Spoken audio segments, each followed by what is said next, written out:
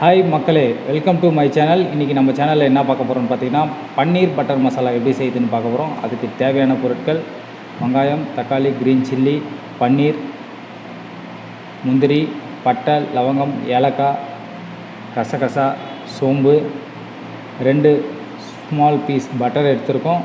அதுக்கப்புறம் பார்த்திங்கன்னா red chilli, garam masala, மல்லிப்பொடி, small pinch மஞ்சள் பொடி எடுத்திருக்கோம்.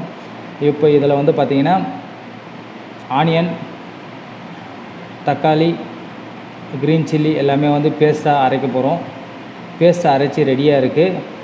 ஆனியனும் சாப் பண்ணி நம்ம ரெடி பண்ணி வச்சுருக்கோம். பன்னீரும் வந்து பீஸாக ஃப்ரை பண்ணி ரெடியாக இருக்குது. இப்போ வந்து பார்த்திங்கன்னா ஒரு சின்ன கடாயில் எண்ணெய், பட்டர் ஒரு பீஸ் போட்டு அதில் வந்து பார்த்திங்கன்னா நம்ம ஏலக்காய், பட்டை, லவங்கம், கசகசா, சோம்பு இதெல்லாம் போட்டு ஃப்ரை பண்ண போகிறோம். ஃப்ரை பண்ண உடனே ஆனியனை போட்டு ஃப்ரை பண்ணுறோம். ஆனியன் போட்டு ஒரு 5 மினிட்ஸ் நல்லா ஃப்ரை பண்ணோம். ஆனியன் வந்து பார்த்திங்கன்னா நல்லா ஃப்ரை ஆகி வந்திருக்கு கண்ணாடி பதத்துக்கு. இப்போ வந்து பார்த்திங்கன்னா நம்ம மசாலா ஆட் பண்ண போகிறோம். மல்லிப்பொடி, கரம் மசாலா, மஞ்சள் பொடி இதெல்லாம் ஆட் பண்ணுறோம்.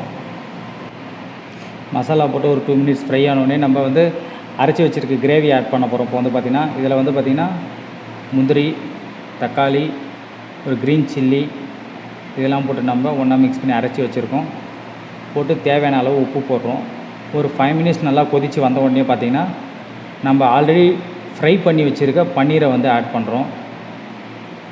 பன்னீரை ஆட் பண்ணி ஒரு 2 மினிட்ஸ் நல்லா கொதிச்சா போதும், ட்ரை ஆகிடும். ட்ரை ஆகிடுச்சுன்னா அதுக்கு மேலே வந்து பார்த்திங்கன்னா நீங்கள் இன்னொரு பீஸ் பட்டர் வச்சுருக்கோம். நம்ம அந்த பட்டரை வந்து லாஸ்ட்டாக ஃபைனலாக போட்டு நம்ம குழம்பு வந்து இறக்க போகிறோம்.